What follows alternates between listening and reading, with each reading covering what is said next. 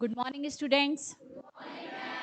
ठीक है, कल की क्लास में हमने सहायक संधि प्रथा और रिंग फेंस पॉलिसी के बारे में पढ़ा था। ठीक है, रिंग फेंस पॉलिसी का आपने जब पढ़ा तो उसके बारे में आपने ये जाना कि रिंग फेंस पॉलिसी के अंतर्गत शुरुआती स्तर पर जब ब्रिटिश ईस्ट इंडिया कंपनी अलग अलग क्षेत्रों पर युद्ध करने में संघर्षरत थी तो उसने अपने आधिपत्य वाले क्षेत्र को सुरक्षित करने का प्रयास किया और प्रयास करने के लिए उसने अपने निकटवर्ती या समीपवर्ती जो राज्य थे उनको बफर स्टेट के रूप में निर्मित करने का प्रयास किया। ठीक है, इसके बाद आप देखेंगे कि जो ये रिंग फेंस पॉलिसी है, इसी रिंग फेंस पॉलिसी का सर्वाधिक या बृहद रूप में विस्तार जो है वो सहायक संधि कहलाता है। ठीक है, तो कल हमने सहायक संधि प्रथा के बारे में पढ़ा। सहायक संधि प्रथा को लाने वाला गवर्नर कौन था?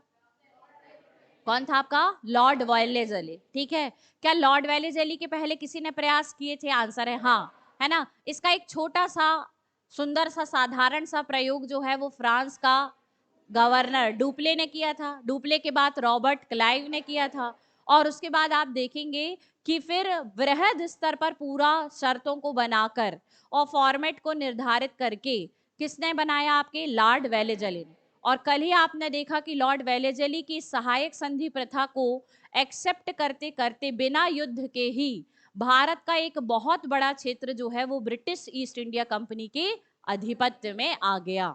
ठीक है, अब आप यहाँ पर ये बातें तो समझ पाए कि सहायक संधि प्रथा किस प्रकार से थी। ठीक है, लेकिन सहायक संधि प्रथा पर कुछ बातें आपको ध्यान रखना। ये जो सहायक संधि प्रथा एक्सेप्ट करने वाले जो राज्य थे, इन राज्यों की कुछ चीजें छिन गई। जैसे आप देखेंगे कि इनकी आत्मरक्षा करने का जो अधिकार था वो छिन गया। ठीक है, आत्मरक्षा का अधिकार क्यों? क्योंकि आप देखेंगे कि जो आपके सहायक संधि एक्सेप्ट करने वाले राज्य थे, इनकी पूर्व में जो आपके विद्यमान सेना थी, क्या थी? आपके पूर्व में विद्यमान सेना, इस सेना को क्या कर दिया गया? भंग कर दिया गया। ठीक है, और अब उसकी रक्षा के लिए क्या बना दी गई? ब्रिटिश ईस्ट इंडिया कंपनी की सेना बना दी गई। अच्छा, इस विद्यमान सेना के भंग करने से दो चीजें हुई। एक तो जो आपका नवाब या वहां का शासक होता था उसकी आत्मरक्षा का अधिकार छिन गया, और दूसरा ये हुआ कि इस विद्यमान सेना में लाखों सैनिक और लाखों अधिकारी जो है वो आपके वेतन रोजगार प्राप्त करते थे। तो हमने देखा कि सहायक संधि के माध्यम से लाखों की संख्या में आपके सैनिक और अधिकारी वर्ग जो है वो क्या हो गया? बेरोजगार हो गया, वो आपका जॉबलेस हो गया। क्या हो गया? आपका जॉबलेस हो गया। और आप देखेंगे जॉबलेस होने के साथ साथ जब उनके पास ना वेतन होगा ना कोई रोजगार होगा तो ये लोग जो है वो गरीबी, भूखमरी, बेरोजगारी जैसे अर्थव्यवस्था के कई आपके दुष्चक्रों से प्रभावित हो जाएंगे। ठीक है, तीसरी बात आपने देखी थी कि यहाँ पर आपके एक रेजिडेंट को क्या करना था? आपके नियुक्त करना अनिवार्य था। तो इस ब्रिटिश रेजिडेंट को ये कहा गया था कि ये उस राज्य के आंतरिक मामलों में हस्तक्षेप नहीं करेगा, लेकिन आप देखेंगे कि ये रेजिडेंट जो है वो उस राज्य के प्रशासनिक मामलों में इतना अधिक इंटरफेरेंस करेगा कि आगे चलकर इसने राज्य के प्रशासनिक मामलों की जिम्मेदारी खुद ही ले ली। और जो आपके कहा गया कि आंतरिक स्वायत्तता बनी रहेगी, इंटरनल ऑटोनॉमी बनी रहेगी, वो इंटरनल ऑटोनॉमी पूर्णतः समाप्त हो गई। और आप देखेंगे कि कुछ समय बाद जैसे अवध है, जैसे आपके हैदराबाद है, इन प्रांतों का प्रशासन तो शासक की बजाय कौन संभालने लगा? ब्रिटिश रेजिडेंट ही संभालने लगा। ठीक है, अच्छा, इसके बाद आप देखेंगे कि यहाँ पर पहले जो राजा महाराजा होते थे उन राजा महाराजाओं को ये भी बात की जिम्मेदारी थी कि ये जनता के प्रति क्या रखते थे? कुछ जवाबदेही रखते थे और जनता के हितों का क्या करते थे? संरक्षण करते थे। अब यहाँ पर ये बात कि राजा महाराजा जो हैं इनकी जनता के प्रति कोई जवाबदेही नहीं है। क्यों? क्यों इन्होंने इस जनता के प्रति जवाबदेही को अनदेखा किया?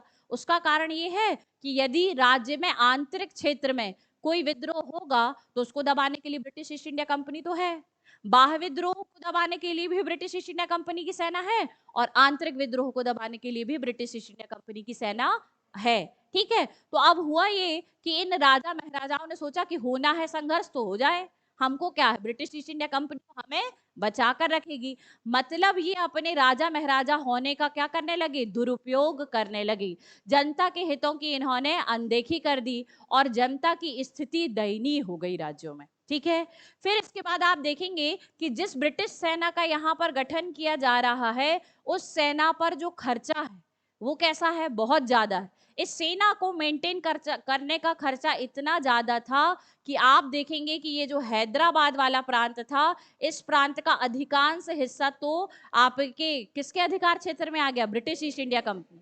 ठीक है, और एक बात कि आपने जो अवध प्रांत ऐसा कुछ देखा था, उसका तो आधे से अधिक प्रांत जो है वो ब्रिटिश ईस्ट इंडिया कंपनी ने बोला कि पहले हमने आपको कहा था कि इनको सेना के लिए क्या करना पड़ेगा, अपने राज्य का एक छोटा सा क्षेत्र देना पड़ेगा। तो ये छोटा सा क्षेत्र का मतलब क्या हुआ, धीरे धीरे चलकर पूरा की पूरा आधा राज्य, पूरा की पूरा क्या हो गया, आधा राज्य। तो भाई ये आधे राज्य का पूरा भू राजस्व किस पे खर्च होने लगा, सेना के आपके वहन पर, सेना को मेंटेन करने पर क्या करने लगे, वहन करने लगे। तो आप देखेंगे कि जब पूरा आधा के आधा राज्य का भू राजस्व किस पे खर्च होगा, सेना पर, तो आपके राज्य की अर्थव्यवस्था ढह नहीं जाएगी क्या, राज्य की जो इकोनॉमी है वो क्या होगी, डिक्लाइन हो जाएगी। ठीक है, तो आप देखेंगे कि राज्यों की स्थिति बहुत अधिक आर्थिक रूप से कमजोर हो गई। क्या हो गई, आर्थिक रूप से कमजोर हो गए। ठीक है, तो ये सारे दोष जो हैं वो आपके निकल कर आएंगे किससे, आपके सहायक संधि प्रथा से। लेकिन एक बात यहाँ पर और समझने वाली है, जो कल की क्लास में रह गई थी, वो ये बात है कि क्या सहायक संधि प्रथा से अंग्रेजों को क्या लाभ हुआ। क्या बोला मैंने, सहायक संधि प्रथा से अंग्रेजों को क्या लाभ हुआ।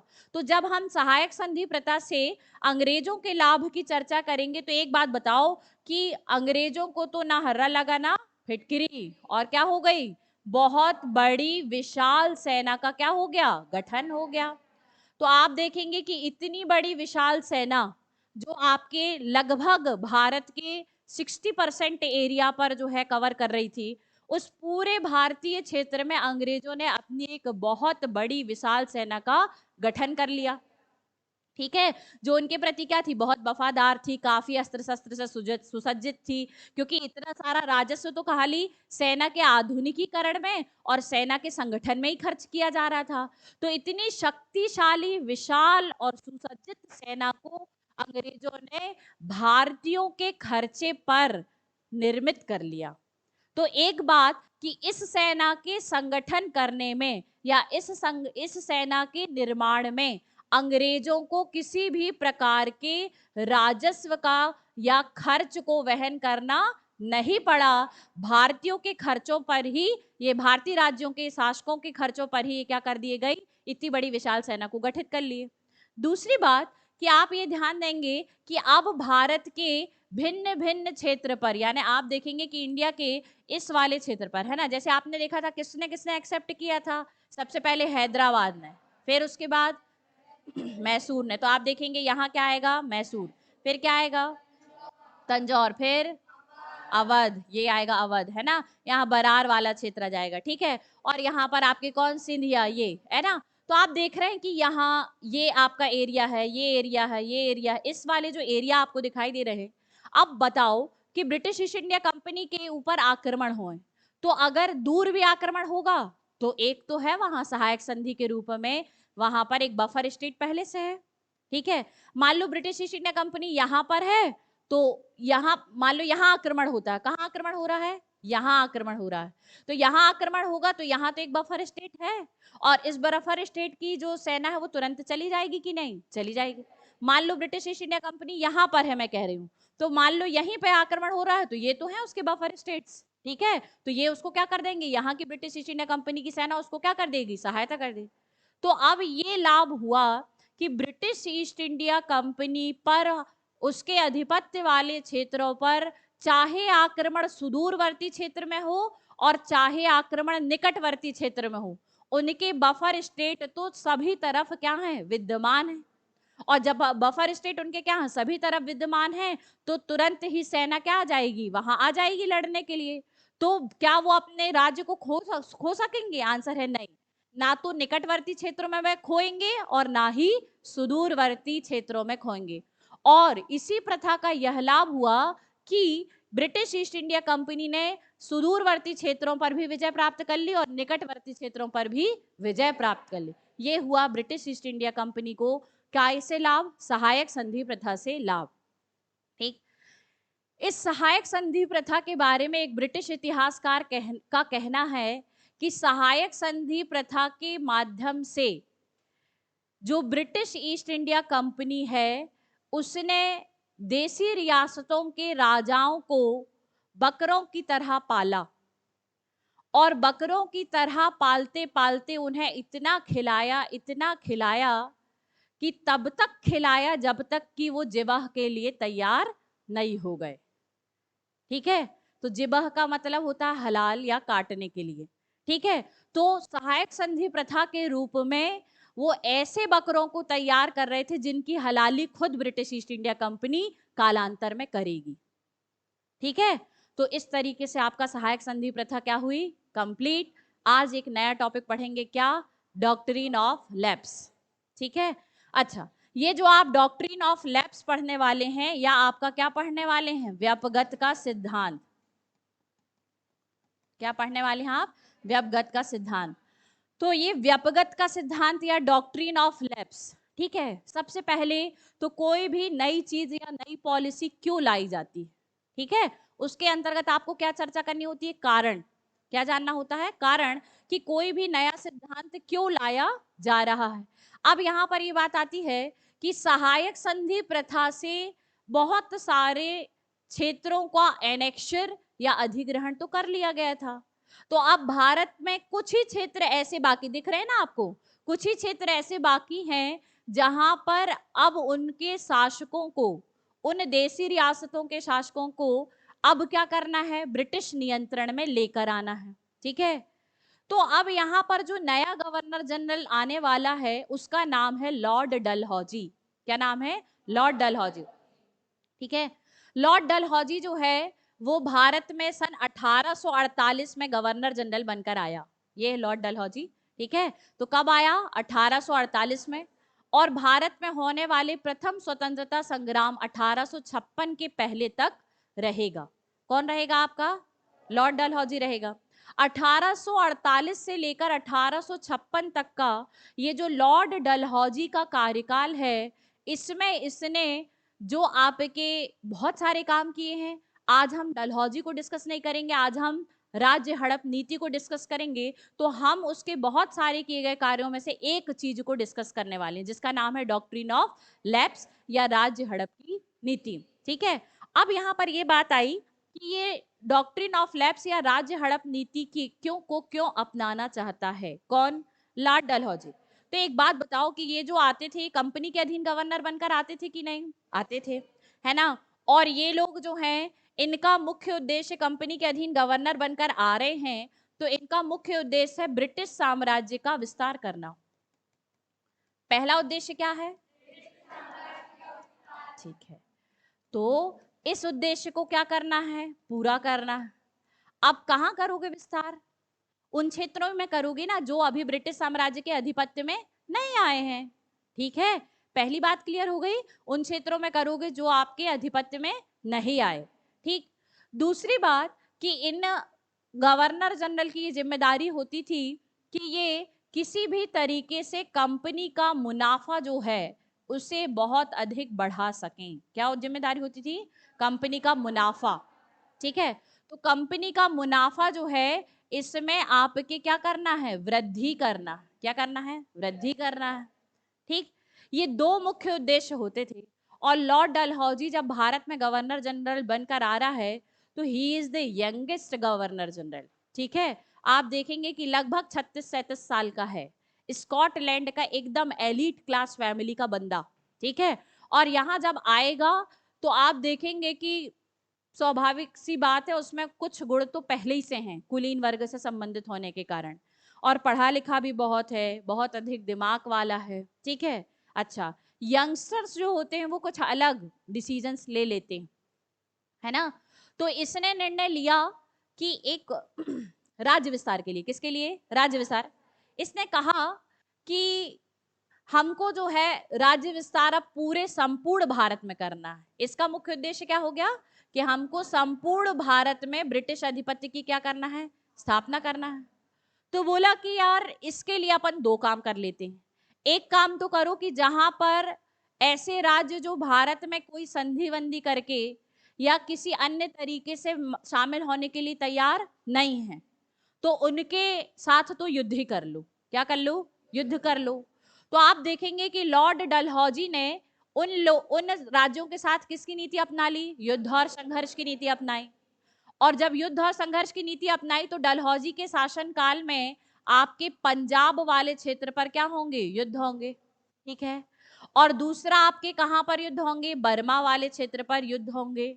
तो आंग्ल पंजाब युद्ध और आंग्ल बर्मा वाले युद्ध के माध्यम से पंजाब का अधिग्रहण और पीगू का अधिग्रहण जो है वो युद्ध और संघर्ष की नीति से किया। ठीक है। लेकिन इन्होंने, इनका कहना था कि ठीक है, इनको तो अपन ने युद्ध और संघर्ष की नीति से अधिग्रहित कर लिया। अब बात आई कि अभी भी तो कुछ राज्य क्या हैं? शेष हैं, और उनको भी क्या करना है? अधिग्रहित करना है। तो इनके संदर्भ में क्या नीति अपनाया जाए? तो इसके लिए इन्होंने एक नई नीति अपनाई जिसे हड़प नीति के नाम से जाना जाएगा। किसके नाम से जाएगा? हाँ। तो ये हड़प नीति क्यों अपनाई? क्योंकि डलहौजी ये सोचता था कि अब भारत में जितने भी सहयोगी थे, यानी ऐसे शासक जो सहायक संधि प्रथा को क्या कर सकते थे? एक्सेप्ट कर सकते थे, तो उनने सहायक संधि प्रथा को क्या कर लिया है? एक्सेप्ट कर लिया है। तो अब सहायक संधि वाला फॉर्मूला जो है वो ओल्ड हो गया। क्या हो गया? ओल्ड हो गया। अब कोई नए फॉर्मूले की जरूरत है कि हम जो बाकी शेष बचा हुआ जो भारत का है उसका अधिग्रहण या उसको अपने साम्राज्य में विलय अगर अपन करना चाहते हैं, तो अब जो राज्य बचे हुए हैं वे सहायक संधि प्रथा को एक्सेप्ट नहीं करने वाले, तो एक नया फॉर्मूला लेकर आने की आवश्यकता है। ठीक है। तो आप देखेंगे कि इसका मानना था कि जितने सहयोगी सहायक संधि के माध्यम से क्या होने थे? शामिल हो सकते थे, उतने क्या हो गए हैं? शामिल हो सके। ठीक है। तो अब अपन को जब अन्य राज्यों को शामिल करना है तो आपको क्या करना पड़ेगा? एक नई नीति का अनुसरण करना पड़ेगा। इसीलिए नवीन नीति आपके शेष भारत के राज्यों के अधिग्रहण के संदर्भ में लाई गई। ये बात क्लियर हो गई सभी को कि क्यों लाई गई? इसका आंसर पहले पता होना चाहिए। ठीक है। फिर इसके बाद आप यहाँ पर देखेंगे कि इनका ये भी विचार था कि ये दो देशी राज्य हैं। क्या है आपके? देशी राज्य। जैसे फॉर एग्जाम्पल हमने कहा कि ये जो आपका देशी राज्य है, एक देशी राज्य का एग्जाम्पल ले लेते हैं। ठीक है। एक देशी राज्य जो है वो है आपका अवध। क्या है आपका? अवध। तो इसका कहना था कि ये जो अवध है इसने अभी सहायक संधि प्रथा एक्सेप्ट नहीं की है। सहायक संधि प्रथा एक्सेप्ट नहीं की है। किसी के मन में ये तो नहीं आ रहा कि उस समय तो की थी? नहीं, वो सहायक संधि नहीं कहलाती थी रॉबर्ट क्लाइव के समय में। आपको बता दें वो केवल एक बफर स्टेट के रूप में वहां क्या करी थी? सेना रखाई थी। सहायक संधि के लिए संपूर्ण जो है वो आपके शर्तों को क्या करना चाहिए? एक्सेप्ट करना चाहिए। ठीक है। अब एक बात कि अवध के साथ सहायक संधि कब की गई? 1801 में। किसके कौन था उस समय में? सादत खां द्वितीय था। ठीक है। फिर सत्ता परिवर्तन हुआ। फिर क्या हुआ? सत्ता परिवर्तन। और सत्ता परिवर्तन होने के बाद कौन आएगा? वाजिद अली शाह आएगा। कौन आएगा? ठीक है। तो मैं ये कह रही हूं कि अवध के साथ आपने 1801 में सहायक संधि कर ली ना, तो अब इसको क्यों हड़प रहे हो आप? क्या है? आप क्यों हड़पना चाहते हो? तो ये जो राज्य हड़प की नीति है ये उन राज्यों में भी लागू है जो सहायक संधि एक्सेप्ट भी कर चुके हैं। ये बात क्लियर है यहां तक कि उन राज्यों पर भी लागू है जो सहायक संधि को एक्सेप्ट भी कर चुके हैं, और उन राज्यों पर भी लागू है जिन्होंने अभी सहायक संधि को एक्सेप्ट नहीं किया। ये बात सभी को क्लियर? नहीं तो किसी को ये समझ में डाउट हो जाए कि सहायक संधि एक्सेप्ट कर लिए थे तो अब एनेक्शर करने की क्या जरूरत है। तो ब्रिटिशर्स जो है उस राज्य पर अपनी नजर टिकाते थे जहां पर वो बहुत अधिक मुनाफा कमा सकें, और उन्हीं में से एक राज्य था अवध जो पूर्व में सहायक संधि 1801 में एक्सेप्ट भी कर लिया था, तब भी इसको हड़पा गया। ठीक। और हड़पा जाने का कारण बताते हैं अब। क्योंकि यहाँ पर क्या है आपका? गंगा यमुना दोआब क्षेत्र है, प्रोडक्शन कैसा होता है? ज्यादा होता है। और इनका कहना था कि ऐसी देसी रियासतें कुछ कुछ ऐसी हैं भारत में जहां पर देसी रियासत के शासक जो है वो प्रशासन की जिम्मेदारी अच्छे तरीके से वहन नहीं कर पा रहे हैं, जिसके कारण इन देसी रियासतों से होने वाला निर्यात कहां पर होता था? आपके ब्रिटेन में। तो ब्रिटेन में होने वाले जो निर्यात है वो उस लेवल का नहीं हो पा रहा है जितना होना चाहिए। ठीक है, तो इनका सोचना था कि अगर इसे हम हड़प लें तो हम क्या कर पाएंगे? उस लेवल का निर्यात कर पाएंगे जैसा हम चाहते हैं। ठीक है, तो फिर इसको क्या कर लेंगे? ये हड़प लेंगे, जबकि बेचारे सहायक संधि प्रथा को ऑलरेडी क्या कर चुके हैं? एक्सेप्ट कर चुके हैं। ठीक है, तो जो आपके सहायक संधि एक्सेप्ट करने वाले राज्य भी थे उनको भी हड़पा। किस नीति के द्वारा? हड़प नीति के द्वारा। ठीक है, तो यहां तक की बात आपके कि यहां पर उनने फिर क्या कर लिया? सहायक संधि प्रथा में आपके क्या अंग्रेजों ने प्रत्यक्ष नियंत्रण स्थापित किया था? नहीं, शासक के पास थी ना जिम्मेदारी, शासक वहां का नवाब कहलाता था, लेकिन डॉक्ट्रिन ऑफ लैप्स में जब किसी राज्य को हड़प लिया जाता था तो वहां शासक की सत्ता पूर्णतः समाप्त कर दी जाती थी। तो अब एक बात कि सहायक संधि प्रथा और हड़प नीति में क्या अंतर है? सहायक संधि प्रथा में शासक सहायक संधि को एक्सेप्ट करता था लेकिन वो अपने राज्य का शासक बना रहता था, लेकिन डॉक्ट्रिन ऑफ लैप्स में आपके जब उसके राज्य को हड़प लिया जाता था तो उस पर कंप्लीटली डोमिनेंस, कंप्लीटली उस पर राइट्स किसके हो जाते थे? ब्रिटिश ईस्ट इंडिया कंपनी के हो जाते थे। वहां पर कोई शासक नाम वाम मात्र का नहीं रहेगा, ना तो शासक की कोई नीति चलेगी, ना शासक का कोई प्रशासन चलेगा। वहां सिर्फ और सिर्फ किसका प्रशासन चलेगा? कंपनी का चलेगा। तो पहला अंतर क्लियर है। ठीक, तो डलहौजी का सोचना था कि यार वो आपके कुछ राज्य जो हैं जहां से क्या हो रहा है? ब्रिटेन को होने वाला निर्यात घट रहा है, उन्हें हम क्या करेंगे? एनेक्स्चर करेंगे। ठीक है, और उन्हें हम क्या कर लेंगे? शामिल कर लेंगे। तो उन राज्यों पर वो क्या करना चाहता था? प्रत्यक्ष नियंत्रण स्थापित करना चाहता था, जबकि सहायक संधि प्रथा के माध्यम से नियंत्रण कैसा होता था? अप्रत्यक्ष होता था। क्लियर है? ठीक, इसके बाद आप देखेंगे कि इनका कहना था कि अब सहायक संधि प्रथा का जब इंप्लीमेंटेशन किया था तो भारत के अधिकांश क्षेत्र में तो हमारा प्रशासन क्या हो चुका है? स्थापित हो चुका है। तो अब आवश्यकता है कि हम इन राज्यों में जहां जहां हमारा अप्रत्यक्ष शासन है वहां प्रत्यक्ष रूप से क्या करें? शासन स्थापित करें। तो अब फाइनली आपको यह पता चल गया कि राज्य हड़प नीति का लाने के मुख्य कारण क्या थे। राज्य हड़प नीति के लाने के मुख्य कारण ये है कि शेष भारत पर अपना ब्रिटिश अधिपत्य स्थापित करना चाहते थे। दूसरा, सहायक संधि प्रथा के तहत शामिल किए गए राज्यों पर अप्रत्यक्ष नियंत्रण था, तो डॉक्ट्रिन ऑफ लैप्स के तहत उन्होंने क्या किया? प्रत्यक्ष नियंत्रण स्थापित किया, ताकि वे उन राज्यों की अर्थव्यवस्था का और अधिक विदोहन कर सकें। ठीक है, और उन राज्यों में होने वाला जो माल है या आपके उत्पादन है उसे और अधिक ब्रिटेन में निर्यात करके अधिक से अधिक मुनाफा कमा सके। ठीक है, और तीसरा जो कारण था कि अब जो है इतने राज्य जिनको सहायक संधि के माध्यम एक्सेप्ट करके क्या होना था? ब्रिटिश साम्राज्य में शामिल होना था, तो वो तो शामिल हो चुके हैं। तो अब जो राज्य अभी तक ब्रिटिश अधिपत्य में शामिल नहीं हुए हैं उन लोगों के पीछे अपन दो ही क्रियाविधि कर सकते हैं, या तो उनके राज्य को हड़प लो और या तो उनके साथ युद्ध कर लो। तो डलहौजी ने दोनों ही नीति अपनाई, युद्ध की नीति भी अपनाई और कुछ राज्यों में किसकी नीति अपनाई? हड़प की नीति अपनाई। तो हड़प नीति लाने के कारण क्लियर? ठीक, चलिए तो अब जो है वो हम हड़प नीति को क्या करेंगे? समझेंगे। हड़प नीति को समझने से पहले आपको ध्यान रखना है कि इसे कई नामों से जाना जाता है।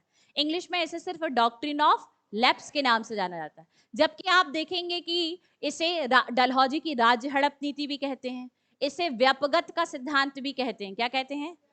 यहाँ पर इस व्यपगत वर्ड का मतलब क्या है? व्यपगत शब्द का मतलब होता है कि आपकी पैतृक संतान नहीं होना। क्या नहीं होना? आपका पैतृक संतान नहीं होना, जिसके कारण आपके राज्य का क्या कर लिया जाएगा? उत्तराधिकारी ना होने की दशा में राज्य को हड़प लिया जाएगा। ठीक है, फिर आप देखेंगे गोद निषेध नीति। इसे गोद निषेध नीति क्यों कहा गया? क्योंकि जब किसी शासक का वैध उत्तराधिकारी या उसकी खुद की पैतृक संतान नहीं होती थी तो इस स्थिति पर राजा किसी अन्य की क्या करता था? संतान को गोद ले लेता था। तो इन्होंने कहा कि अगर आप किसी अन्य की संतान को गोद लेंगे तो उसको गोद लेने की आपको अनुमति नहीं है। यदि आप गोद लेंगे तो हम आपको वैध उत्तराधिकारी उसे नहीं मानने वाले। ठीक है। तो यहाँ पर गोद लेने की यानी दत्तक पुत्र प्राप्त करने की क्या थी, मनाही थी, और निषेध का मतलब होता है मना, ठीक है। इसलिए इसे किस नाम से जाना जाता है, गोद निषेध के नाम से, ठीक है। इसे राज्य का विलय सिद्धांत, क्यों, क्योंकि जब कोई उत्तराधिकारी को क्या कर लेता था, गोद ले लेता था, तो उसका राज्य हड़प लिया जाता था और वो किसके डोमिनेंस में आ जाता था, किसके अधिकार क्षेत्र में, ब्रिटिश कंपनी के अधिकार क्षेत्र में आ जाता था। तो इसीलिए इसे क्या कहा गया, उसका विलय काय में हो जाता था, ब्रिटिश साम्राज्य में, इसीलिए इसे क्या कहा गया, राज्य विलय सिद्धांत। और आप देखेंगे कि उसका उत्तराधिकार को क्या कर लिया गया, हड़प लिया गया, इसीलिए इसे क्या कहते हैं, उत्तराधिकार हड़प नीति, ठीक है। तो ये जो आपके डॉक्ट्रिन ऑफ लैप्स है, और यहाँ पर लैप का मतलब गोद होता है, क्या होता है आपका, गोद होता है, और डॉक्ट्रिन का मतलब क्या होता है, सिद्धांत। तो ये जो डॉक्ट्रिन ऑफ लैप्स का सिद्धांत है, इसे कई अन्य नामों से भी जाना जाता है, ठीक है। अब यहाँ पर बात आती है कि जब आपके डॉक्ट्रिन ऑफ लैप्स को इम्प्लीमेंट किया जाएगा, तो किन राज्यों में इम्प्लीमेंट किया जाएगा, इसका क्या फॉर्मेट है, इसका क्या प्रारूप है, इसको डिस्कस करेंगे। तो आप देखेंगे कि जब लॉर्ड डलहौजी जो है वो आपके भारत में ब्रिटिश गवर्नर जनरल बनकर आया, तो इसने देखा कि भारत में जो देसी रियासतें हैं, उन देसी रियासतों की कितनी कैटेगरी हैं, 3। पहली कैटेगरी को इसने बोला प्रथम श्रेणी के, क्या बोला, प्रथम श्रेणी। दूसरी को इसने बोला द्वितीय श्रेणी, ठीक है। और तीसरी को इसने बोला तृतीय श्रेणी, ठीक है। अब ये प्रथम श्रेणी में कौन आते थे, आंसर है स्वतंत्र राज्य, क्या थी आपकी, स्वतंत्र राज्य, ठीक है। दूसरी श्रेणी में वो आते थे आपके अधीनस्थ राज्य आते थे, क्या आते थे, अधीनस्थ राज्य। और तीसरी श्रेणी जो थी वो थे आपके निर्भर राज्य, ठीक है, क्लियर। तो आप देखेंगे कि स्वतंत्र राज्य क्या है, स्वतंत्र राज्य वे राज्य हैं जहां पर आप देखेंगे जिनकी शक्ति या जिनकी प्रतिष्ठा आज भी जनता के मन में विद्यमान है। जैसे आप देखेंगे केंद्रीय मुगल सत्ता, क्या है आपके, केंद्रीय मुगल सत्ता, ठीक है। तो केंद्रीय मुगल सत्ता जो है वो एक तरीके से आपकी स्वतंत्र राज्य की कैटेगरी में रखे गए, क्यों रखे गए, क्योंकि जनता इनके प्रति अभी भी निष्ठा व्यक्त करती है। अगर आपने मुगल सत्ता में उत्तराधिकार को लेकर, तय करने को लेकर गोद निषेध प्रथा लागू की और उस राज्य को हड़पने का क्या किया, प्रयास किया, तो ब्रिटिशर्स को यह अंदेशा था कि हो सकता है कि हमारे खिलाफ संपूर्ण देश की जनता एकजुट हो जाए और हमें हमारी ब्रिटिश ईस्ट इंडिया कंपनी के खिलाफ क्या होगा, विद्रोह हो जाएगा। तो ब्रिटिश ईस्ट इंडिया कंपनी सबसे पहले खुद का प्रोटेक्शन देखती थी कि हम कहां तक सुरक्षित रहें, ठीक है। तो वो अपने आप को सुरक्षित रखने के लिए सबसे पहला उसने सोचा कि इन स्वतंत्र राज्यों को तो हम टच नहीं करेंगे, ठीक है।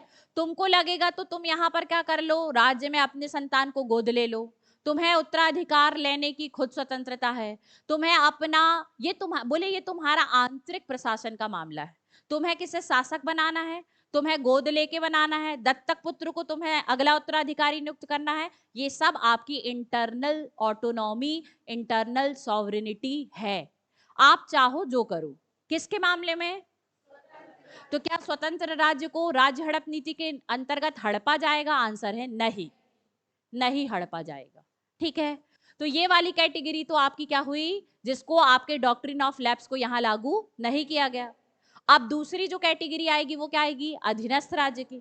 अधीनस्थ राज्य ऐसे राज्य हैं जो कभी ना कभी किसी अन्य स्टेट के क्या रहे होंगे, अधीन रहे होंगे। यानी आप देखेंगे कि अधीनस्थ राज्यों में कौन से राज्य आएंगे, क्या आएंगे आपके अधीनस्थ राज्य में कौन से राज्य आएंगे। तो हम देखते हैं कि जो अधीनस्थ राज्य हैं वो क्या हैं। तो अधीनस्थ राज्य जो हैं, जो कभी ना कभी किसी ना किसी उच्चतर शक्ति के क्या रहे हैं, अधीन रहे थे, ठीक है। तो उन्होंने बोला कि आपको जो है वो हम गोद लेने की, यानी आपके दत्तक पुत्र को उत्तराधिकारी नियुक्त करने की क्या देंगे, परमिशन देंगे, लेकिन ये परमिशन आपको पार्शियली या अंशतः प्रोवाइड की जाती है। कैसे, मान लो कि बात आपका अगला उत्तराधिकारी स्वयं का पैतृक वारिस नहीं है, तो इस स्थिति पर आप क्या करना चाहोगे, गोद लेकर किसी को अपना उत्तराधिकारी बनाना चाहोगे, तो फिर आपको क्या करना है, आपको हमारे पास आना है। किसके पास आना है, हमारे पास।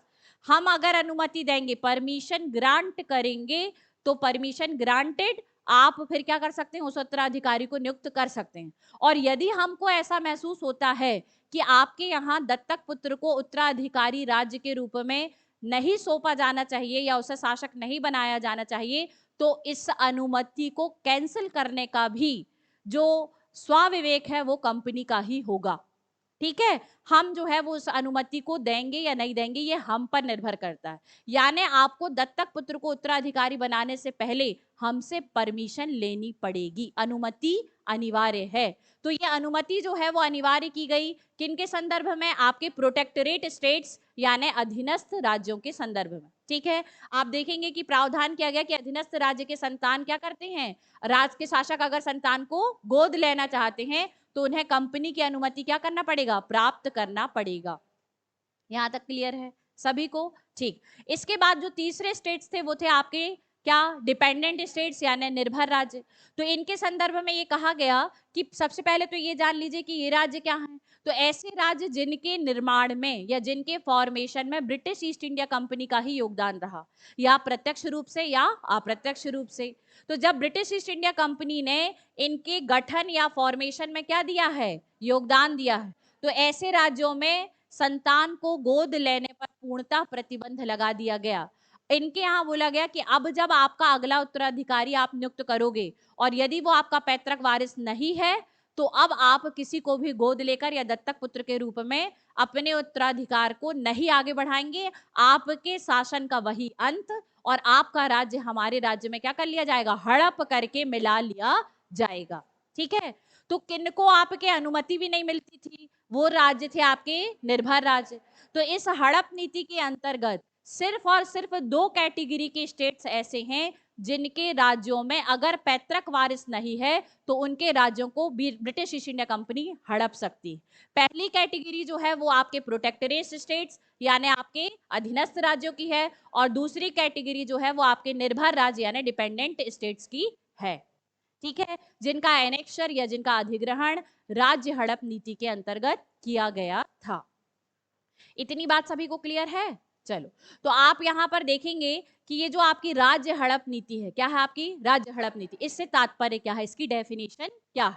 तो आप देखेंगे कि व्यपगत जो शब्द है इससे तात्पर्य है कि यदि आपका पैतृक वारिस नहीं है तो इस स्थिति में कंपनी कौन से राज्य, अधीनस्थ, अधीनस्थ यानी प्रोटेक्टोरेट स्टेट्स। ठीक है, और दूसरे आपके क्या, पराधीन, जिनको क्या कहा गया, डिपेंडेंट स्टेट्स। इन दोनों क्षेत्रों के साम्राज्य को क्या कर लेगी, अपने ब्रिटिश डोमिनेंस वाले साम्राज्य में शामिल कर सकती है। ठीक है, तो व्यपगत सिद्धांत की परिभाषा क्लियर है। ठीक, इसके अंतर्गत होता क्या था, इस सिद्धांत के अनुसार किसी भी सुरक्षा प्राप्त राज्य का शासक बिना किसी स्वाभाविक उत्तराधिकारी के, स्वाभाविक उत्तराधिकारी का मतलब ही होता है पैतृक वारिस। ठीक है, तो उस उत्तराधिकारी के बाद अगर मर जाए तो उसका राज्य जो है वो दत्तक उत्तराधिकारियों को नहीं सौंपा जाएगा। क्या किया जाएगा, नहीं सौंपा जाएगा। लेकिन भारत में ये क्या थी, प्राचीन परंपरा थी कि अगर किसी का पुत्र नहीं होता था तो वो गोद लेकर उसको क्या कर देता था, शासक बना देता था या अपना उत्तराधिकारी घोषित कर देता था। लेकिन ब्रिटिशर्स ने इस भारतीय परंपरा के खिलाफ जाकर राज्यों को हड़पना शुरू किया और इसकी उन्होंने अनुमति नहीं दी। लेकिन कुछ राज्यों को दी थी कि आप हमसे परमिशन लेके कर सकते हो ऐसा। तो किन राज्यों को दी थी, तो आंसर है अधीनस्थ राज्यों को यह अनुमति थी कि अगर आप हमसे अनुमति मिल जाती है तो आप ऐसा कर सकते हो, परंतु पराधीन राज्यों को अनुमति नहीं थी। ठीक है, तो इसी जो इसका मतलब क्या हुआ कि इन्होंने गोद लेने की जो प्रथा थी या गोद लेने की जो प्रैक्टिस थी उस पर क्या लगा दी, पाबंदी लगा दी या निषेध लगा दिया। इसीलिए इस प्रथा को क्या कहा जाता है, गोद निषेध प्रथा कहा जाता है। इसी प्रथा को प्रैक्टिस ऑफ एडॉप्शन जो है इस पर इन्होंने क्या कर दी, पाबंदी लगा दी, और इसके माध्यम से संतानहीन शासक जो थे उनके राज्यों को अंग्रेजी साम्राज्य में क्या कर लिया, शामिल कर लिया। ठीक है, तो इस सिद्धांत को किसने अपनाया था, लॉर्ड डलहौजी ने। कब आया था, 1748 में। कब तक था, 1756 तक। तो इसीलिए 1856 तक। ठीक है, तो आपके ये आपके 1848 से 1856 तक रहेगा और इसी दौरान इसने भारत में क्या की है, राज्य हड़प नीति को अपनाया है और इसके माध्यम से इसने ब्रिटिश साम्राज्य का क्या किया है, साम्राज्य विस्तार किया है। यानी ये जो व्यपगत सिद्धांत है वो ब्रिटिशर्स के साम्राज्य विस्तार का एक नया टूल है, एक नया उपाय है। इसके पहले सहायक संधि को नहीं अपना लिए थे क्या, अपना लिए थे ना। तो सहायक संधि के बाद एक नया क्या बनाया गया, टूल, एक नया उपाय सोचा कि यार कैसे और अधिक क्या किया जाए, विस्तार किया जाए। ठीक है, यहां तक की बातें क्लियर। थोड़ा सा और जान लीजिए कि हड़प नीति के अंतर्गत जो आपकी प्रथम श्रेणी थी, प्रथम श्रेणी का क्या नाम है? स्वतंत्र राज्य। तो उसमें वे राज्य आते, स्वतंत्र राज्यों को क्या कहा गया? आप लोग अपना उत्तराधिकार संबंधी प्रश्न और आपके गोद लेने की जो नीति है, इसमें हम किसी भी प्रकार का हस्तक्षेप नहीं करेंगे। आपको उत्तराधिकार में जो भी करना है, हाँ आप करिए। हमको ब्रिटिश ईस्ट इंडिया कंपनी इन स्वतंत्र राज्यों के उत्तराधिकार संबंधी कार्यों में किसी भी प्रकार का हस्तक्षेप नहीं करेगी। क्लियर है? फिर इसके बाद आप देखेंगे सेकंड कैटेगरी के स्टेट्स क्या कहलाते थे? अधीनस्थ राज्य। तो अगर इनको उत्तराधिकारी को क्या करना है? गोद लेना है, तो इनको क्या अनिवार्य किया गया? अनुमति लेना अनिवार्य किया। तो क्या ब्रिटिश ईस्ट इंडिया कंपनी अधीनस्थ राज्यों को अनुमति देगी? आंसर है नहीं देगी। ठीक है, ये तो सिर्फ उसकी क्या है? चाल है। ठीक है, तो ये क्या करते थे? जब ये अनुमति लेने जाते थे तो बोलते थे नो नो नो। ठीक है, नहीं देंगे। फाइनली क्या करना है? उनको एनेक्शन करना ही है। ठीक है, तो आप देखेंगे कि कहां बस है, ये तो सिर्फ एक चीज कह रहे हैं कि एक क्लॉज डाल दिया कि अनुमति लेना क्या है? अनिवार्य। यानी अगर मान लो कि यहाँ पर शासक सोचे कि अनुमति तो दे ही देंगे, क्या जरूरत है लेने जाने की, तो स्वाभाविक सी बात है कि उसका राज्य अधिग्रहित होएगा ही होएगा। और मान लो कि बात राज्य का शासक गया भी कि सर मतलब अनुमति दे दीजिए, तो भी क्या मिलना है? नो ही आंसर में मिलना। यस तो बहुत ही कम जगह कहा ही नहीं है लगभग। ठीक है, तो आप ये समझ लीजिए कि यहाँ पर भी आपके राज्य को हड़प लिया जाएगा। और तीसरी कैटेगरी आपने क्या करी कि जो आपके निर्भर राज्य थे वहां तो गोद लेने के अधिकार की बात ही नहीं करेंगे, वो सीधे सीधे वहां से क्या बोल दिए, यदि आपका उत्तराधिकारी क्या होगा? पैतृक वारिस नहीं होगा, तो आपका राज्य तो सीधे तौर पर क्या किया जाएगा? हड़पा जाएगा। ठीक है, और किसमें शामिल कर लिया जाएगा? ब्रिटिश साम्राज्य में शामिल कर लिया जाएगा। ठीक है, अच्छा अब मान लो की बात, किसी ने ऐसा कार्य किया कि अधीनस्थ राज्य में और निर्भर राज्य में किसी शासक ने ऐसा काम किया कि उसने ब्रिटिश सरकार से, ईस्ट इंडिया कंपनी से अनुमति नहीं ली और उसने क्या किया? दत्तक पुत्र को अपना उत्तराधिकारी घोषित कर दिया। तब ब्रिटिश ईस्ट इंडिया कंपनी क्या करती थी? तब ब्रिटिश ईस्ट इंडिया कंपनी सबसे पहले तो उसके राज्य को हड़पती थी। क्या करती थी? हड़पती थी। दूसरा काम करती थी कि उस शासक की राजा की उपाधि छीन लेती थी। क्या कर लेती थी? राजा की उपाधि छीन लेती थी। दूसरा, उसको दी जाने वाली पेंशन भी बंद कर देती थी। क्या बंद कर देती थी? पेंशन बंद कर देती थी। तीसरा काम ये करती थी कि उसको राजा के कोई भी अधिकार प्रदान नहीं करेगी। क्या बोल दी उसने? हम राजा के आपको अधिकार नहीं देंगे, हम आपको कोई उपाधि नहीं देंगे, हम आपको पेंशन नहीं देंगे, ठीक है, और ना ही आपको हम उस देसी रियासत का नवाब मानेंगे। ठीक है, मतलब ये सारे अधिकारों से ब्रिटिश ईस्ट इंडिया कंपनी उनको क्या करती थी? वंचित कर देती थी। ठीक है, और वंचित करने के साथ सिर्फ एक अधिकार उन्हें देती थी, बोलती थी कि तुम्हें जिसने नियुक्त किया है उसकी निजी संपत्ति भर तुम ले लो। क्या कर लो? निजी संपत्ति। तो जो आपका उत्तराधिकारी दत्तक पुत्र के रूप में कभी कभी ब्रिटिश ईस्ट इंडिया कंपनी की अनुमति के बिना नियुक्त कर दिया जाता था, तो उसको सिर्फ और सिर्फ राजा की निजी संपत्ति में अधिकार मिलता था। किसमें मिलता था? हाँ, तो राजा की सिर्फ किस पर मिलता था? निजी संपत्ति पर अधिकार मिलता था। बाकी राजा के कोई अधिकार नहीं मिलेंगे। नवाब की उपाधि छीन ली जाएगी, राजा की उपाधि छीन ली जाएगी, आपके जो है पेंशन नहीं मिलेगी और आपका राज्य हड़प लिया जाएगा। ये सब करती थी। ठीक है, यहां तक की बातें क्लियर? चलिए, तो अब यहां पर देखेंगे कि ये जो आपका 1848 में कौन आया? डलहौजी आया। तो डलहौजी आते ही साथ शुरू कर देगा। क्या करेगा? आते ही साथ शुरू करेगा। क्या? व्यापगत सिद्धांत। है ना, बहुत जोशीला था, यंगस्टर था, सोचा कि बहुत जल्दी क्या करो? साम्राज्य विस्तार करो, कोई जरूरत नहीं है यहाँ वेटेड करने की। अब बचा ही क्या है? पूरा शामिल करो भारत में संपूर्ण एक छत्र शासन। ठीक है, तो सबसे पहले आप देखेंगे कि सतारा को शामिल किया गया। किसको? सतारा। तो आज आप लोग सतारा का एनेक्सर देखेंगे तो पहली चीज तो लोकेशन क्लियर होनी चाहिए। क्या क्लियर होनी चाहिए? लोकेशन। तो आप देखेंगे कि ये आपका जो इंडिया का मैप है, इस इंडिया के मैप में वर्तमान में यहाँ क्या है? ये महाराष्ट्र है। महाराष्ट्र में ये जो क्षेत्र है ये है सतारा। ये क्या है आपका? सतारा। तो आपके लॉर्ड डलहौजी के व्यापगत सिद्धांत के अंतर्गत शामिल किया गया पहला जो राज्य था या देसी रियासत थी वो क्या थी? सतारा। 1848। कहां पर? वर्तमान महाराष्ट्र में। ठीक है, दूसरा आप देखेंगे क्या, जैतपुर, क्या देखेंगे आप, जैतपुर। तीसरा आप देखेंगे संभलपुर, क्या देखेंगे आप, संभलपुर। तो संभलपुर कहां पर मिलेगा आपको, उड़ीसा में। संभलपुर कहाँ मिलेगा आपको, उड़ीसा वाले क्षेत्र में, ठीक है। फिर इसके बाद आप देखेंगे बघाट, क्या देखेंगे आप, बघाट। तो बघाट आपको दिखेगा कहाँ पर, हिमाचल प्रदेश में। कहाँ दिखेगा, हिमाचल प्रदेश में। तो ये है आपका क्या, बघाट। बघाट कहाँ है, संभलपुर कहाँ है, उड़ीसा में। सतारा कहाँ है, महाराष्ट्र में, ठीक है। ठीक, फिर इसके बाद आगे बढ़ते हैं, ठीक है। तो इसके बाद आप देखेंगे कि नेक्स्ट है आपका उदयपुर, क्या है आपका, उदयपुर। तो उदयपुर कहाँ है, राजस्थान में। तो वर्तमान राजस्थान में ये क्या है आपका, उदयपुर, क्या है आपका, उदयपुर है, ठीक है। इसके बाद क्या है आपका, झांसी। तो झांसी कहाँ है, वर्तमान उत्तर प्रदेश। कहाँ पर है, उत्तर प्रदेश, ठीक है, क्लियर है, ठीक। तो झांसी कहाँ मिलेगा, यूपी में। नागपुर कहाँ मिलेगा, महाराष्ट्र में। तो ये है आपका नागपुर, कहाँ पर, महाराष्ट्र। और उसके बाद अवध, अवध प्रांत को तो आप सब जान गए हो, ठीक है। तो सबसे पहले इनकी लोकेशंस आपको क्या होनी चाहिए, क्लियर होनी चाहिए, ठीक है। कि किन किन राज्यों का क्या किया गया है यहाँ पर, एनेक्शर राज्य हड़प नीति के अंतर्गत किया गया। पहला कब, कहां पर है, दूसरा कब, तीसरा कब, कहां पर है, बघाट 1850 में, कहाँ है, हिमाचल प्रदेश में।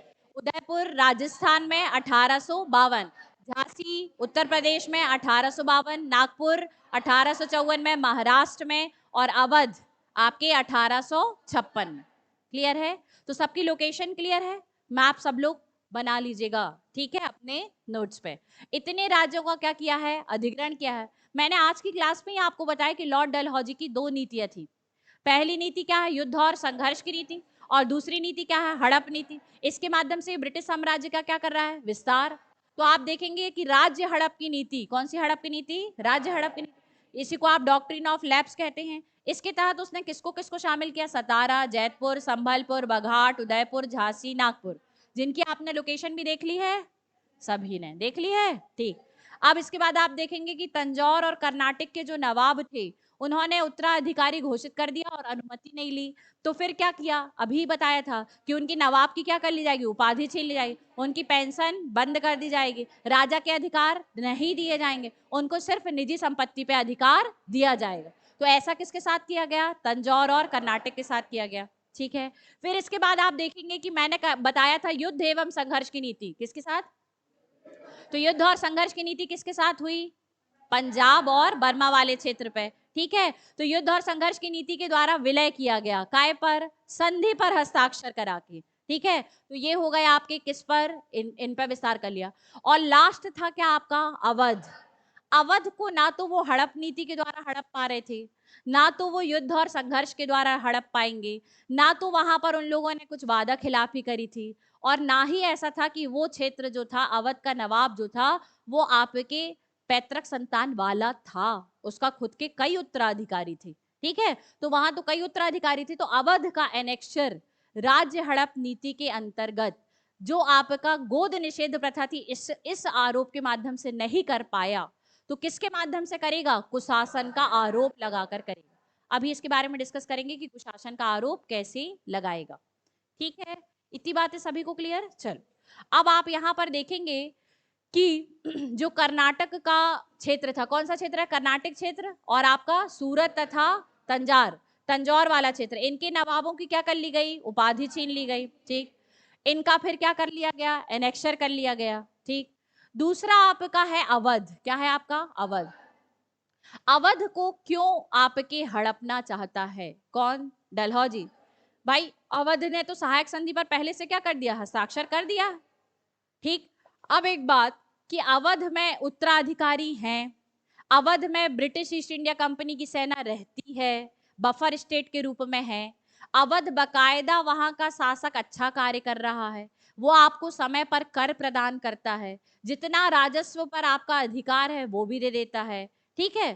तो अब आपको क्या प्रॉब्लम है कि आप जो है इस क्षेत्र को क्या करना चाहते हैं, एनेक्शर करना चाहते हैं या हड़प करना चाहते हैं। तो जब इनको कोई उपाय नहीं मिलेगा तो वो ये उपाय लगाएंगे कि यहाँ पर जो आपके अवध का नवाब है, कौन आपका, वाजिद अली शाह, इस पर इन्होंने ये आरोप लगा दिया कि आप यहाँ पर शासन को ठीक तरीके से नहीं चला पा रहे। क्या नहीं कर पा रहे हैं आप, शासन को ठीक तरीके से नहीं चला पा रहे हैं और जनता की दशा आप सुधार नहीं पा रहे हैं। ठीक है, तो ये जो दशा है, ठीक है, इसको सुधारने के लिए हम अपना क्या कह रहे हैं, भेज रहे हैं, एक प्रतिनिधि मंडल भेज रहे हैं, जहां पर हम अवध में प्रशासन में क्या करना चाह रहे हैं, सुधार करने के लिए हम एक प्रतिनिधि मंडल आपको भेजे। तो डलहौजी ने भेजा, लेकिन आपके अवध के नवाब ने कहा कि ऐसी कोई आवश्यकता तो नहीं है, प्रशासन तो अच्छा चल रहा है।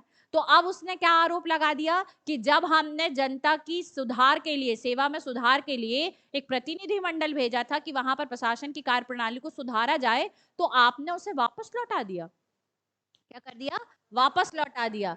तो आपने हमारे सुधारों का स्वागत नहीं किया है, इसीलिए यहाँ पर क्या आरोप लगा दिया जाएगा, कुशासन का आरोप। अब यहाँ पर कहानी आती है कि ये जो आपका अवध क्षेत्र है, कौन सा क्षेत्र है आपका, अवध क्षेत्र, ये आपके 1757 से ब्रिटिश अधिपत्य में आया था। 1757 में प्लासी का युद्ध, प्लासी के युद्ध के बाद 1764 में बक्सर का युद्ध, और बक्सर के युद्ध के बाद आपकी क्या हुई, आपके इलाहाबाद की संधि हुई। तो इलाहाबाद की संधि के तहत तो ये पूरे तरीके से अधिपत्य में आ गया। उसके बाद इसे क्या बनाया गया, बफर स्टेट बनाया गया। यहाँ पर क्या रखी गई, सेना रखी गई। ठीक है, और आप देखेंगे कि इस बक्सर की इलाहाबाद की संधि के तहत इन्होंने क्या किया था, कड़ा और इलाहाबाद ले लिया था, किससे, अवध के नवाब से। ठीक है, कौन था उस समय में, सुजाउद्दौला, उससे ले लिया था। आप यहाँ पर दीवानी भी क्या करते थे, वसूल करते थे, और इसके बदले आप जो है उन्हें क्या करते थे, कुछ कुछ कर वगैरह आप राशि प्रदान करते रहते थे। तो सब कुछ तो अच्छा चल रहा था। ठीक है, तो अब भी आपको क्यों अवध को हड़पने की जरूरत है। आंसर ये है कि अवध जो है वो आपके उस लोकेशन पर है, किस लोकेशन पर है, गंगा यमुना दोआब वाली, किस लोकेशन पर है, हाँ। और आप देखेंगे कि अवध एक ऐसा क्षेत्र है जहां पर लखनवी संस्कृति का विकास होने के कारण ये उद्योग धंधों का बहुत बड़ा केंद्र या हब बन गया, और इतना सुविकसित उद्योग धंधों का केंद्र बना कि राज्य की अर्थव्यवस्था में काफी आय हो रही थी, और काफी आपके गंगा यमुना दोआब क्षेत्र होने के कारण सरप्लस में प्रोडक्शन होता था।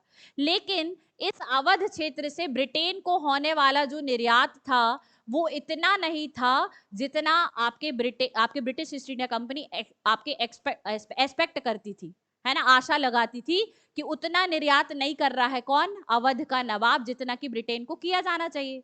दूसरी बात कि यहाँ पर ये चाह रहे थे कि भी अवध वाले क्षेत्र में जो उत्पादन होता है उससे जो लाभ मिलेगा, उस लाभ से ये भारतीय लोगों का ही क्या करेंगे, कच्चा माल खरीदेंगे, और उस कच्चे माल को कहाँ ले जाकर तैयार करेंगे, ब्रिटेन में, और उसको सस्ती दरों में तैयार करने के बाद उसे कई गुना लाभ कमाने के लिए पुनः ये जो ये क्या है, एक कंज्यूमर इकोनॉमी भी है, तो यहाँ पर लाकर उन्हीं लोगों को बेचकर और डबल डबल क्या करेंगे, लाभ कमाएंगे।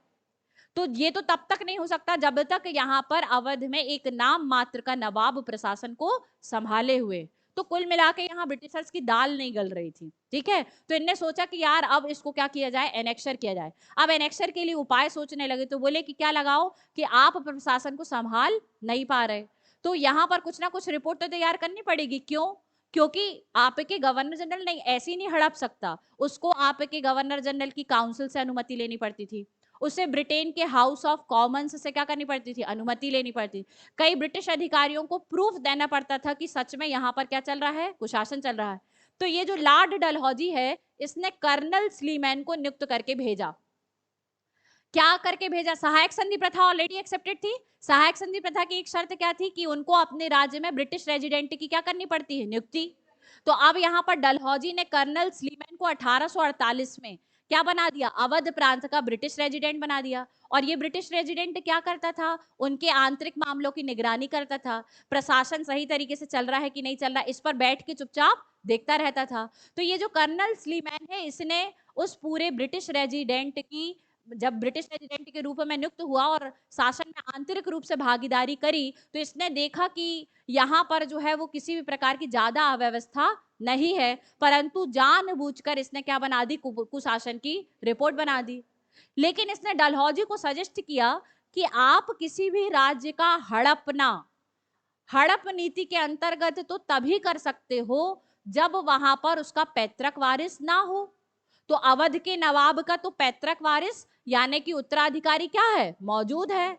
तो आपको ना हड़पना नहीं चाहिए। तो ये कर्नल स्लीमेल नामक जो ब्रिटिश रेजिडेंट है, इसने बोला कि नहीं, मैं इस राज्य के हड़पने की अनुमति नहीं दूंगा। फाइनली डलहौजी के दिमाग का जो प्लान था वो फेल हो गया। एक बार किसके नेतृत्व में, कर्नल स्लीमेल के नेतृत्व में, क्योंकि इसने तो इनकार कर दिया कि नहीं आप नहीं हड़पोगे, क्योंकि शर्त पूरी नहीं हो रही है।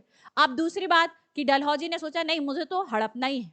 तो अब वो क्या करेगा, वो एक नया ब्रिटिश रेजिडेंट नियुक्त करेगा जिसका नाम है आउट्रम। क्या नाम है, आउट्रम। उसने आउट्रम नामक व्यक्ति को एक नया रेजिडेंट जो है वो नियुक्त करके भेजा। ठीक है, अब आउट्रम ने भी डलहौजी से रिश्वत ली होगी, तब तो इसने भी क्या कर दिया, कुशासन क्या कर दिया, बोला कि नहीं अवध में तो कुशासन क्या है, मौजूद है। ठीक है, लेकिन इसने भी बोला कि नहीं, उत्तराधिकारी भी हैं उनके और वहां तो कई उत्तराधिकारी बनने लायक हैं, तो आपको एनेक्सर नहीं करना चाहिए।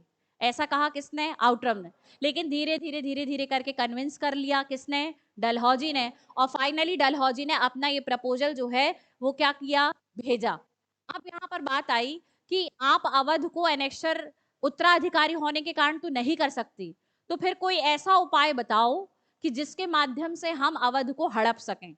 तो आउट्रम ने 3-4 सजेशंस दिए। पहला तो उनने कहा कि नवाब को अपन क्या कर दें, गद्दी को छोड़ने के लिए मजबूर कर दें, है ना, बाध्य कर दें, ऑब्लिगेटरी करें कि ये कैसे भी करके ये नवाब वाजिद अली शाह क्या करे, अपनी गद्दी को छोड़ दे।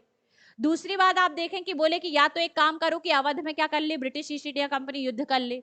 तो भाई किससे युद्ध करोगे, सेना तो तुम्हारी है वहां पर, सहायक संधि प्रथा के अंतर्गत सेना क्या है, तुम्हारी है। और राज्य की तो स्वास्थ्य सेना जो होती थी वो तो भंग कर दी जाती थी, तो अब किससे युद्ध करोगे, बोले तो युद्ध कैसे करोगे। ठीक है, या तो अपन ऐसा करते हैं कि अवध का जो नवाब है वाजिद अली शाह, उसे क्या बना दें, नाम मात्र का शासन बना दें, और वहां पर शासन की बागडोर जो है वो किसे दे दें, वही ब्रिटिश रेजिडेंट को दे दें। ये 3-4 सजेशंस जो है वो आउट्रम ने दिया। और फाइनली आप देखेंगे कि कुशासन का आरोप लगाकर जब कुछ नहीं हो पाया, वाजिद अली शाह ने क्या कर दिया, इनकार कर दिया। वाजिद अली शाह को ब्रिटिश ईस्ट इंडिया कंपनी ने बोला कि 12 लाख रुपए वार्षिक पेंशन लो और अपना पद छोड़ो। वाजिद अली शाह ने कहा कि नहीं छोड़ूंगा। ठीक है, तो इस स्थिति पर इन्होंने क्या किया, कुशासन का आरोप लगाया और फाइनली 13 फरवरी 1856 को क्या कर लिया, इस अवध राज्य को ब्रिटिश साम्राज्य में शामिल कर लिया। और यह जो है वो गलत आधारों पर एनेक्शर किया गया प्रांत था। और इसी कारण आप देखेंगे कि जो आपके हड़प नीति है, इस हड़प नीति में गोद प्रथा निषेध थी, उसने तो नहीं किया था उसका उल्लंघन, आपने किया, तो इसी का दुष्परिणाम आपको 1857 के महान स्वतंत्रता संग्राम में देखने मिलेगा। और अवध वो एक ऐसा प्रांत होगा जो 1857 के स्वतंत्रता संग्राम में भाग लेगा कि आपने गलत तरीके से हमको क्या किया है, हड़पा।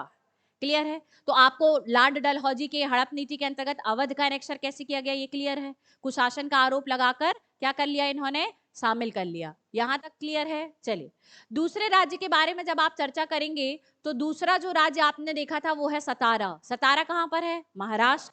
तो महाराष्ट्र जो सतारा, सतारा जो है ये आप देखेंगे कि ये पहले मराठों के द्वारा क्या होता था, शासित होता था।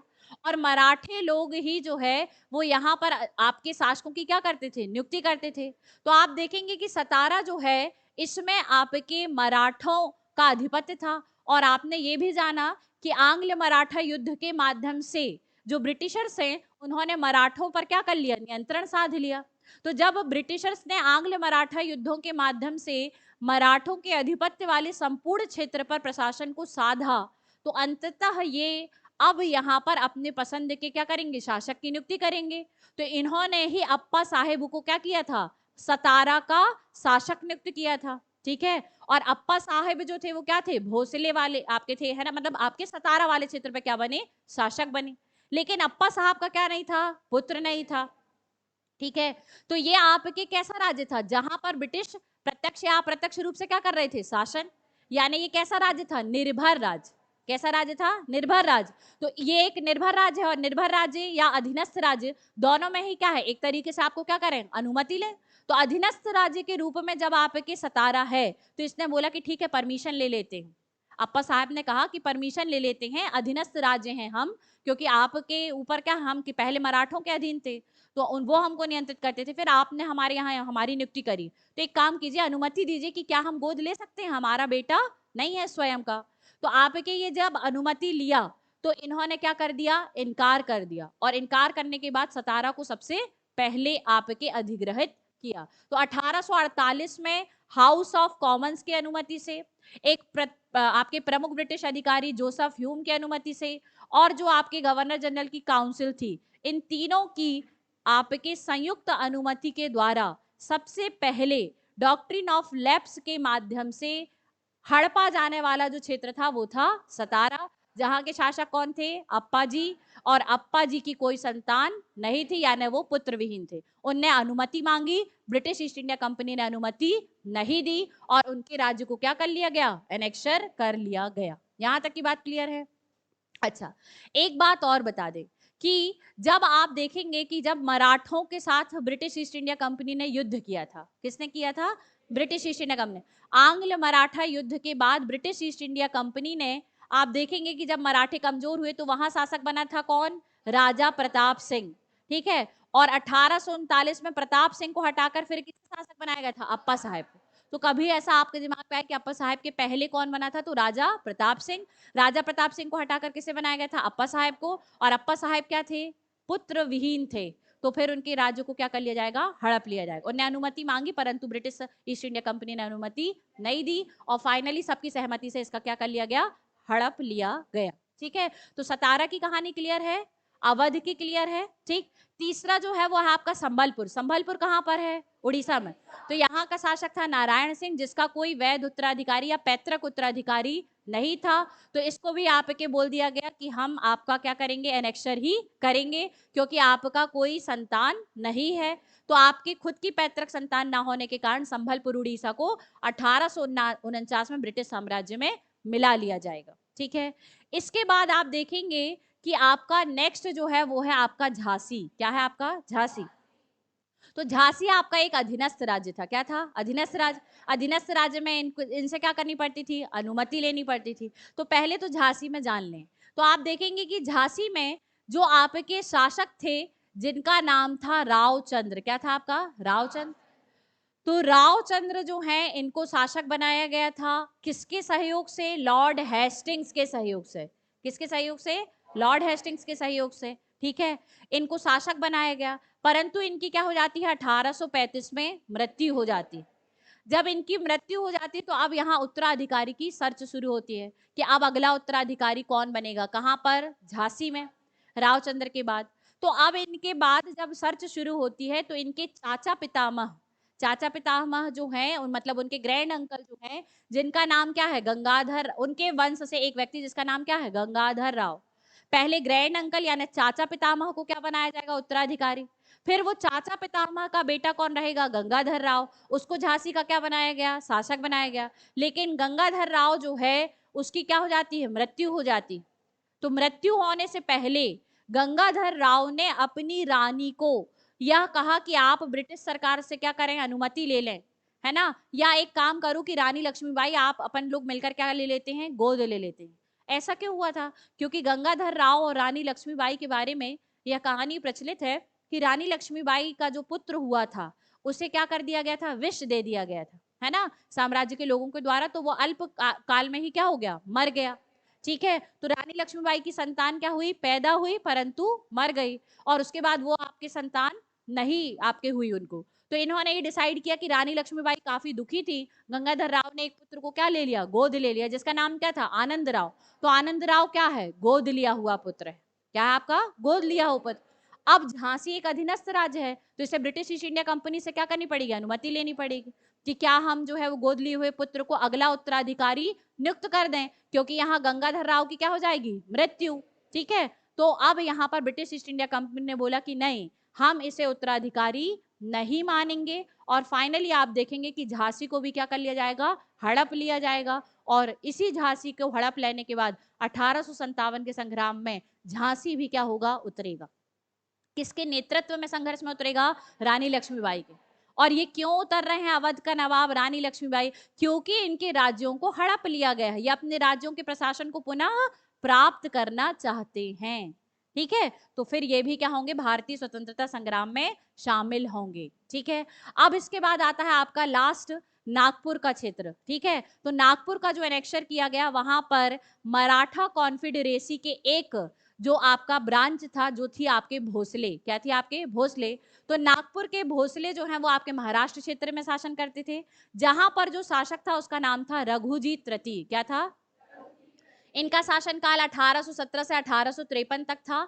और आप देखेंगे कि इनके शासनकाल में अच्छा बताइए, मराठा लोग संघर्ष करे थे, और संघर्ष करने के बाद क्या हुआ, आपके संधि वगैरह एक्सेप्ट किए। तो संधि जब एक्सेप्ट करेंगे तो ब्रिटिश रेजिडेंट की नियुक्ति कौन करेगा? British east India company. तो यहाँ पर ब्रिटिश रेजिडेंट के रूप में कौन रह रहा था? Richard Jackinson. कौन रह रहा था? Richard Jack. तो इस रिचर्ड जैकिंसन के नेतृत्व में यहाँ पर रघुजी तृतीय उसके संरक्षण में ही क्या कर रहे थे? काम कर रहे थे। अब रघुजी तृतीय जो है वो काफी उम्र दराज हो गए, लेकिन उनकी कोई संतान नहीं हुई। तो उन्होंने अपनी रानी को बोला कि आप क्या करें, गोद लेने के संदर्भ में ब्रिटिश ईस्ट इंडिया कंपनी को प्रस्ताव भेजें कि हम क्या करना चाहते हैं, एक पुत्र को गोद लेना चाहते हैं और उत्तराधिकारी को अपना क्या करना चाहते हैं, आपका उत्तराधिकारी उस दत्तक पुत्र को क्या करेंगे, घोषित करेंगे करके। तो रानी जो है वो उनसे क्या करती है, प्रस्ताव भेजती है, लेकिन उसके प्रस्ताव को अस्वीकृत कर दिया जाता है। और फाइनली बोल दिया जाएगा कि आपके राज्य को भी हम क्या करेंगे, हड़पेंगे। तो आप देखेंगे कि यह नागपुर के भोसले वाला जो प्रांत है वो आपका 1853 में क्या कर लिया जाएगा, इनकी मृत्यु के बाद कुछ समय बाद ही हड़प लिया जाएगा। तो इस प्रकार से आपने देखा कि भारत के अलग अलग क्षेत्र में जो आपके शेष भारत के राज्य थे उन्हें डॉक्ट्रिन ऑफ लैप्स की नीति के अंतर्गत क्या कर लिया गया, हड़प लिया गया और ब्रिटिश साम्राज्य में शामिल किया गया। ये तो क्लियर है। अब इसके बाद फाइनली कि इस हड़प नीति के क्या दुष्परिणाम निकले, इसकी क्या आलोचना आप कर सकते हैं। सबसे पहली आलोचना, ये भारतीयों के धार्मिक जो रीति रिवाज था या धार्मिक प्रथा है उस पर चोट थी। ठीक है, भारतीयों में तो पहले से हिंदू धर्म में ये धार्मिक प्रथा थी कि भाई अगर आपकी खुद की संतान नहीं होती तो आप क्या कर सकते हैं, गोद ले सकते हैं। अब आपने गोद लेने का अधिकार छीन लिया तो उनके इस रीति रिवाज पर, इस प्रथा पर क्या हुई, चोट हुई, जिसके कारण हिंदू लोग भड़केंगे, स्वाभाविक सी बात है। तो आपने एक सामाजिक उग्रवाद को भी जन्म दे दिया। ठीक है, क्लियर। तो आप देखेंगे कि गोद लेने की प्रथा जो है वो हिंदुओं में प्रथा कैसी थी, धार्मिक रूप से थी और उसको कानूनी रूप से मान्यता प्राप्त थी। आपने इस प्रथा को तोड़ने का प्रयास किया, आपने उनके धार्मिक और सामाजिक जो मॉड्यूल्स है उनमें आपने इंटरफेरेंस करने का क्या किया है, दुस्साहस किया है। इसका परिणाम तो भुगतना पड़ेगा। ठीक है, फिर इसके बाद आप देखेंगे कि जो इस प्रकार से देसी राज्य जो था उसको आपने हड़प लिया कि उनका उत्तराधिकारी नहीं है, पर प्रजा का राजा के प्रति काफी लगाव था।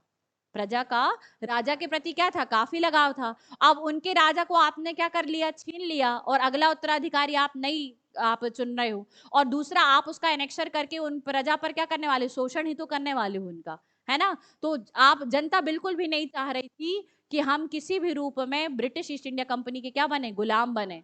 तो जो देसी प्रजा है उसमें बहुत अधिक क्या होगा, असंतोष होगा, क्योंकि उनके शासक को आपने उत्तराधिकारी चुनने का अधिकार नहीं दिया। भाई उत्तराधिकारी उनका इंटरनल अफेयर्स है, उनका आंतरिक स्वायत्तता का मामला है, जिसे आप छीन नहीं सकते। आपने क्यों ऐसा किया कि आप उनके आंतरिक मामलों में हस्तक्षेप किए। तो देसी प्रजा क्या हो जाएगी, असंतुष्ट हो जाएगी, और जब ये लोग स्वतंत्रता संग्राम में उतरेंगे तो वही देसी प्रजा जो है वो अपने राजा का साथ देगी। ठीक है, तो इसका एक परिणाम निकलेगा कि देसी प्रजा में क्या किया, असंतोष उत्पन्न किया, और जिसकी तत्कालीन प्रक्रिया किसके रूप में मिलेगी, 1857 के महान स्वतंत्रता संग्राम के माध्यम से। और एक और बात, जिन जिन राज्यों को आपने हड़पा वो क्या हो गए, ब्रिटिश विरोधी हो गए। क्या हो गए, ब्रिटिश विरोधी। तो राज्य हड़प नीति जो है उसने भारत में ब्रिटिश विरोधी तत्वों को क्या किया है, बढ़ावा दिया। एक और बात कि आप जो हैं आपने भारतीय राज्यों का 3 श्रेणियों में विभाजन किया, स्वतंत्र राज्य, अधीनस्थ राज्य और आपके हाँ निर्भर राज्य। तो ऐसी कोई श्रेणी भारत में ऑफिशियली कभी डिफाइन नहीं की गई थी। तो डलहौजी ने इस प्रकार की श्रेणियां क्यों बनाई, या इस प्रकार की श्रेणियों का विभाजन करना ठीक नहीं था, क्योंकि देसी राज्यों का निर्माण अंग्रेजों ने थोड़ी ना किया था।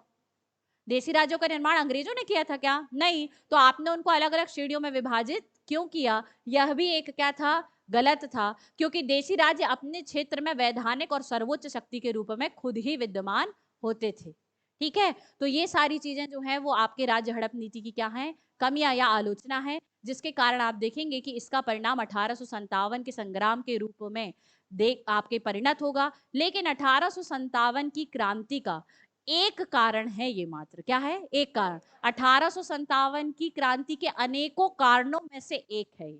ठीक है, नहीं तो कई बार आप लोग के मन में यह आ जाता है कि नहीं 1857 की क्रांति सिर्फ और सिर्फ डलहौजी की हड़प नीति के कारण हुई थी। नहीं, ये एक तात्कालिक कारण हो सकता है, एक तरीके से अपन सोचें कि हाँ ये तो लेटेस्ट में हो रहा था, तो आपके ये जो नीतियां थी इनसे असंतुष्ट हो रहे थे लोग, तो जब मौका मिला तो विद्रोह में सीधे सीधे क्या हो गए, उतर गए। ठीक है, तो ये एक कारणों में से एक है, क्या, हड़प नीति। ठीक है, तो आज की क्लास यहीं पर समाप्त करते हैं, कल अगली क्लास में मिलेंगे। ठीक है, थैंक यू।